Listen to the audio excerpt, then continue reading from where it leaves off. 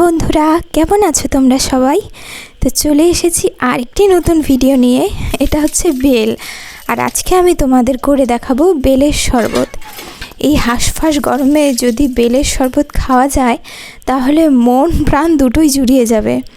তো এই যে আমি এখন বেলটাকে ফাটিয়ে নিলাম। তো এই যে দেখো বেলটা ভেতরটা এরকম। তো অনেক দিন হয়েছে বেলটা আনা হয়েছে, খাওয়া হচ্ছিল না, যার জন্য বেলের এক সাইডটা একটু কেমন হয়ে গেছে। তো আমি ওই সাইডটা বাদ দিয়ে বাকি অংশটুক নিয়ে নেব শরবত বানানোর জন্য। আমি একটা চামচের সাহায্যে বেলটাকে ছাড়িয়ে নিচ্ছি। বেলটাকে ভালো করে চেঁচে নিতে হবে, কারণ বেলের গায়ে অনেকটা পরিমাণ এই যে বেলের যে ফাইবার বলো, মানে বেলের যে ইসেটা থাকে ওটা জড়িয়ে থাকে, তা ভালো করে চেঁচে বের করে নিতে হবে। তো এই যে আমি বের করে নিচ্ছি। আর যে অংশটা একটু কেমন হয়ে গেছিলো, মানে রঙটা একটু গাঢ় হয়ে গেছিলো, ওই অংশটাকে দেব না, ওটাকে বাদ দিয়ে যেটুকু বের হয় সেটাই করব। কারণ এখানে আমি বেশি করব না, শরবত দুজনের জন্য করব, তাই অত আমার লাগবে না। এই যে দেখো আমার বেল ছাড়ানো হয়ে গেছে। তো এখন আমি এই বেলটাকে ভালো করে জলের সাহায্যে কচলে নেব, কারণ এটার মধ্যে অনেক বিচি আছে, তারপরে বেলের ফাইবারগুলো আছে, আর একটা আঠালো জাতীয় পদার্থ থাকে। তো আমি এটাকে জলের সাহায্যে ভালো করে কচলে নিচ্ছি। আর এখানে আমি 2 গ্লাস পরিমাণ জল দিলাম, কারণ এর চেয়ে বেশি আমার লাগবে না। তো এখন হাতের সাহায্যে আমি ভালো করে কচলে নিচ্ছি। আর এটাকে যত বেশি কচলানো যাবে তো এটার ঘনত্বটা আর রঙটা অত ভালো আসবে। আর এই যে দেখো ফাইবারগুলো, এগুলোকে ভালো করে ছাড়িয়ে নিতে হবে জলের মধ্যে। তো এখন আমার হয়ে গেছে ছাড়ানো। এই যে দেখো এখন আমি একটা স্ট্রেনারের সাহায্যে, মানে চা ছাঁকনির সাহায্যে ছেঁকে নেব।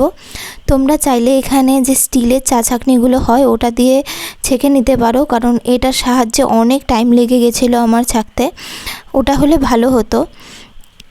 তো এই যে দেখো আমার ছাকার পরে কি সুন্দর কালার এসেছে। আর আমি এটাতে একটা লেবু দেব, কারণ একটা টক মিষ্টি মিষ্টি ভাব আসবে।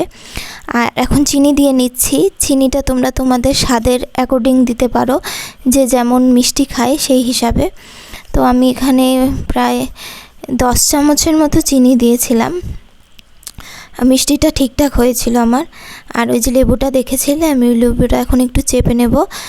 তোমরা চাইলে এখানে যে গন্ধরাজ লেবু আছে ওটা বা এলাচি লেবুটা দিতে পারো, তাতে খুব সুন্দর একটা গন্ধ বেরোয়। আর সাথে বেলের গন্ধ তো আছেই, আমার কাছে তখন ছিল না, তাই আমি কাগজি লেবু দিয়েছিলাম।